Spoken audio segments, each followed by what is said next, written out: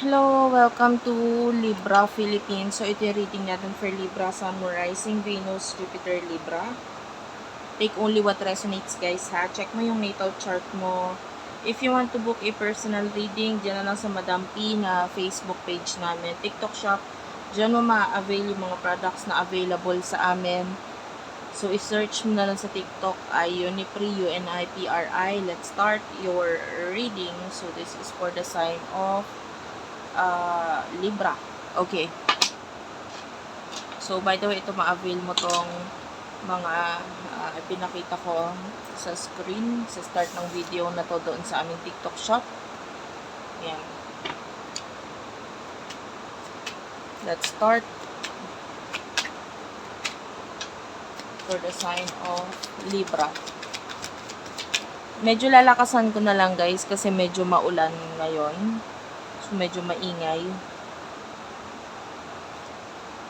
You do have here the Empress, the Tower, and the Eight of Pentacles.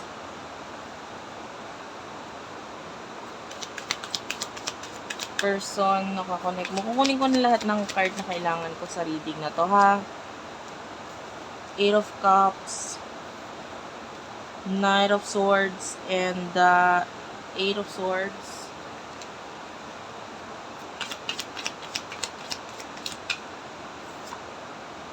Ten of Pentacles. Hindi ko kukunin yun, masyadong marami.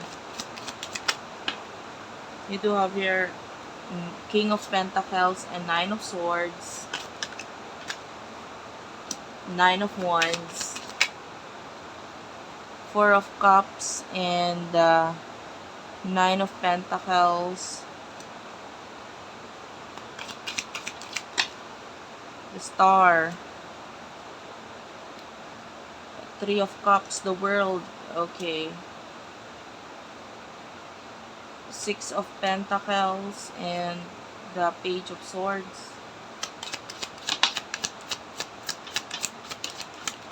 Okay.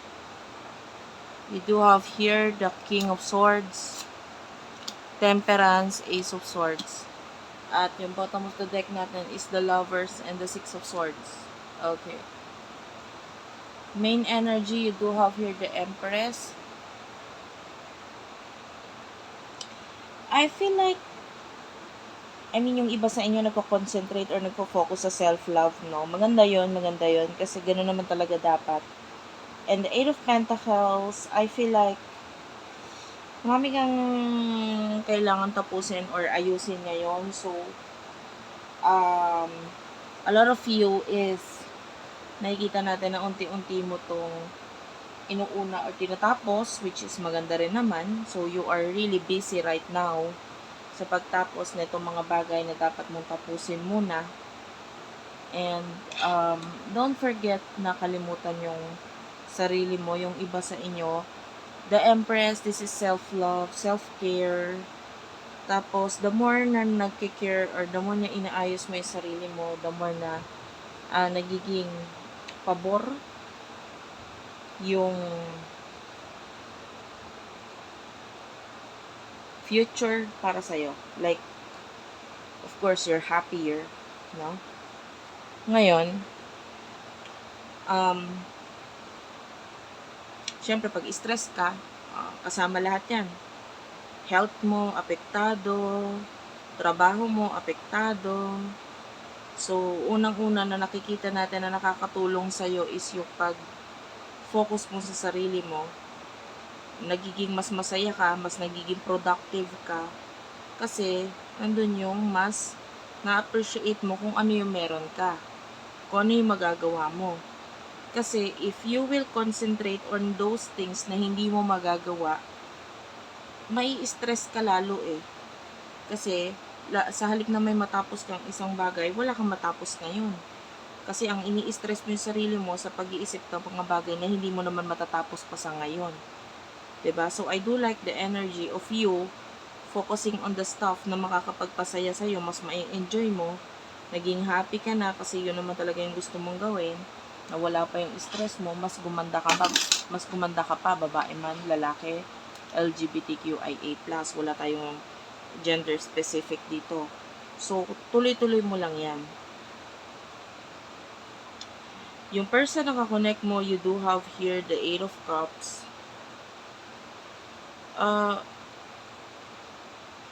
Yung iba, this is a future person. Taong paparating sa buhay mo. Ayan. Lalo na yung mga single dyan. Yung iba naman sa inyo, pwedeng nandyan na, pero medyo may delay itong person na to kasi medyo stuck pa siya sa situation niya ngayon. So, pwedeng kaya hindi pa siya makagawa ng movement. Pero definitely, there's movement mula dito sa person na to. Yung iba, lalo na if you're single, nakakita tayo ng relationship dito, the lovers, oh. Pero kung ano man yung mga dapat mong pag-move onan ngayon, kailangan, ay yung iba naka-move on naman na eh. I mean, there's a lot of surprises in the future para sa'yo. Yan. Kaya tuloy-tuloy mo lang yung pag-focus mo sa sarili mo. No? Ito yung person na parang kukumpleto sa mga bagay na ginagawa mo. Kasi, a lot of you is pwedeng may magandang partnership dito sa inyong dalawa. 10 of Pentacles, ito yung maganda, power couple to eh. Kasi nakakita tayo dito ng money. So, itong person na paparating sa buhay mo is someone na pwedeng, hindi man siya yung mismo may pera, pero pwedeng siya yung magdala ng pera sa buhay mo. Like, magkakaroon ka ng ideas through this person, or pwedeng with the King of Pentacles, magkaroon ka ng business, or, you know, may mga bagay ka makikreate through the help of this person. And, malaking bagay na naging, na makilala mo siya. Kasi with the 6 of Pentacles, ito talaga magandang partnership eh. There's equal give and take. So, ito talaga yung para sa'yo. Pero with the 4 of Cups, may nakukuha ko dito na parang hindi sure na mga Libra. Maybe because with the 9 of Wands, may mga challenges pa sa connection or sa'yo, literal, no? Pwedeng may mga challenges pa na pinagdadaanan. The 9 of Pentacles, Taurus, Virgo, Capricorn. You would know na ito yung person for you pag mas napapadali yung pasok ng blessings, alam mo yon.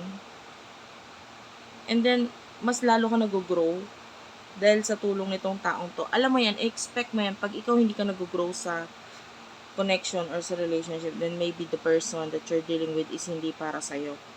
Or hindi kayo compatible. Sabihin na natin ganun. Malalaman mo pag compatible mo yung tao, pag may nangyayari sa buhay mo, may saysay. Hindi.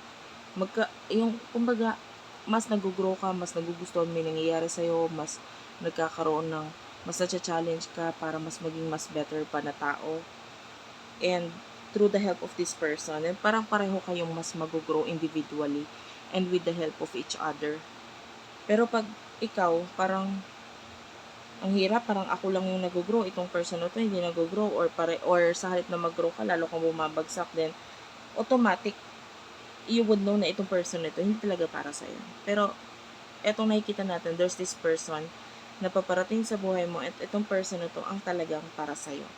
In the near future, itong person na to with the King of Swords is very professional. Kung hindi man siya magaling magluto, kasi I can see some of you pwedeng magaling magluto.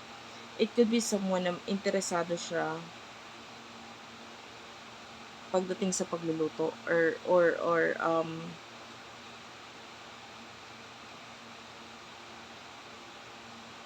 you know, someone who knows how to cook. And maparaan siya pagdating sa bagay na yan. The star is here. This person will definitely make you happy. Mapapasaya ka niya. 3 of Cups, yung iba sa inyo, ito ay coming from the past person. Kasi nakakakita tayo ng reconnection, reconciliation dito with the 3 of Cups. The World. Yeah, this could be a person na malayo sa'yo and pwedeng may pabalik siya. Kung hindi siya new person, pwedeng past person, pero nabago na siya, hindi na siya katulad ng dati. Okay? Malaking pagbabago, lalo na with the Ace of Swords. Kakaiba na siya mag-isip ngayon. And the Temperance, I feel like, hindi mo na kailangan maghintay masyado, or hindi mo na kailangan maghintay dito sa taong to. This time, kusang dadating itong person na ito for you. Actually, I really do like the energy, kaya lang ito, mas more on future yung nakuha natin. So, ito, it's great for you to manifest, lalo na kung ikaw ay single. Mas maganda kung i-manifest mo talaga itong reading na ito into reality. Kasi, ano yung sinasabi natin? Libra, actually, sasabihin ng iba, wala naman akong problema maging single, ganto ganyan. But you are a Libra. You are a Libra. Especially if you are Sun. No, your Sun is in Libra. Your rising sign is in Libra. Anong ibig sabihin nun? Libra kasi, it represents a weighing scale.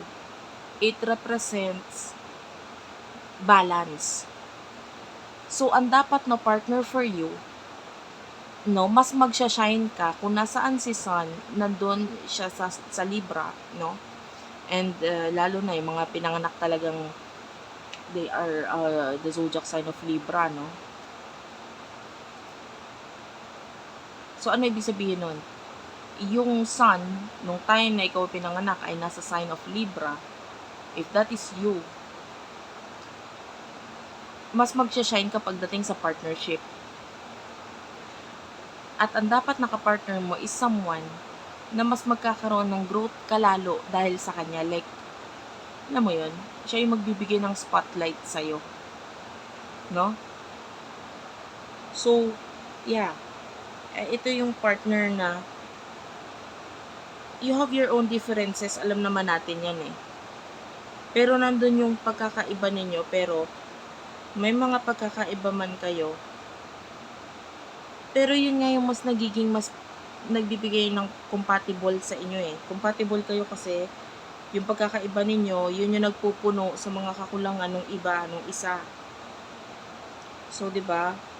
So, dapat you have to find the right partner for you. Hindi siya perfect ha, pero siya yung the right one na magmamatch para sa'yo. No? And, yeah, ang sinasabihan ko mga Libra is yung mga Libra na masyadong mababait to the point na kahit yung maging partner nila o lalo na yung mga naka-experience dyan, mga past partner nila is mga siraulo. Parang gano'n. Hindi, babaguhin ko to, aayusin ko to. Masyado ka kasing mabait. Alam mo yung may mali doon. Mali na nga yung person mo. Mas lalo mo pang, kinakain yung mga kamalian niya. So, ano nangyayari? Damay ka ngayon. Kasi ngayon, namumblema ka. So, you have to find the right person for you. At ito na nga, paparating na siya. Kailangan mo i-welcome ngayon ito. Bye! Hindi welcome na ikaw mismo ang sasalubong.